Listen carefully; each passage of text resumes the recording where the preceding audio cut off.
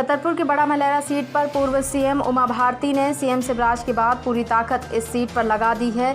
2 दिन उमा भारती ने 4 सभाएं कर बीजेपी प्रत्याशी प्रद्युमन सिंह लोधी के पक्ष में चुनाव प्रचार कराने में लगा दिए। भगवा में चुनावी सभा करते हुए उमा भारती ने कहा, इस क्षेत्र की जनता को एक नहीं 4 विधायक मिलेंगे। एक वह स्वयं, दूसरा सीएम शिवराज सिंह, तीसरे मंत्री गोपाल भार्गव, चौथा प्रद्युमन सिंह लोधी बनेंगे।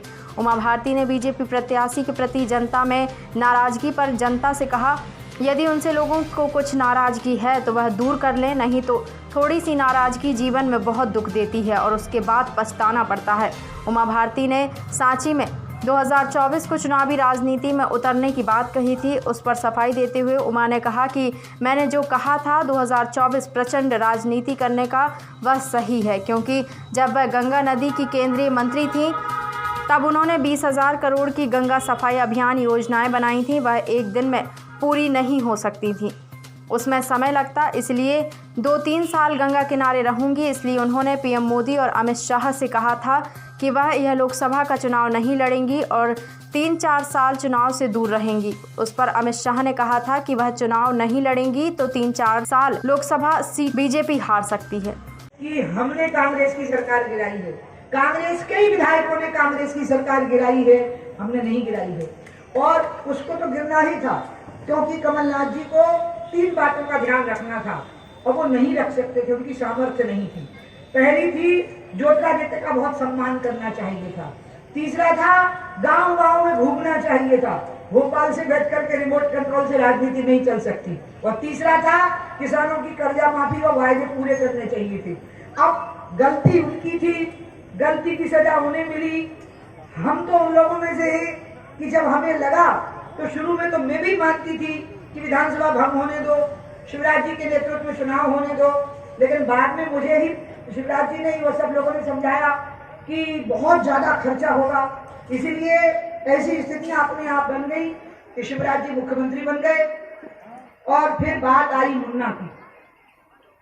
मुन्ना की जब बात आई तो मुन्ना ने बस एक ही बात कही जो मुझे नहीं पता थी, मैं उस दिन नागपुर में थी, कि मैंने मत बना रखा है, मुझे आना है, क्योंकि बड़ा मलहरा विधानसभा में काम नहीं हो पाया है और मैं बड़ा मलहरा विधानसभा के लिए बहुत चिंतित हूँ, कोई भी काम नहीं हो पाया है। लेकिन सच्चाई है कि दूसरे दिन लालजी टंडन हेलीकॉप्टर लेके पहुंचे।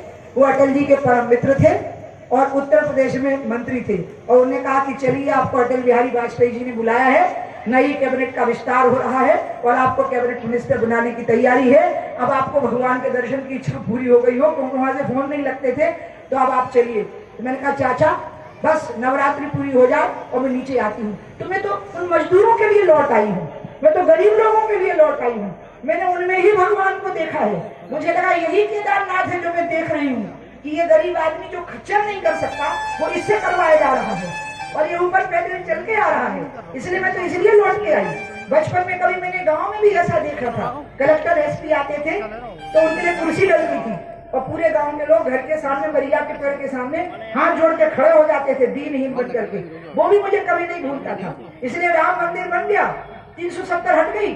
अब राम राज्य की बारी है, जब किसी गरीब को अपनी पीठ पर इस प्रकार से लोहे के गेट ढो करके हिमालय की चढ़ाई न चढ़नी पड़े, जब गरीब लोग कुर्सी पर बैठे हो और कलेक्टर और एसपी उनके सामने हाथ जोड़ करके खड़े हो, अब उस राम राज्य की तैयारी हमें करनी है।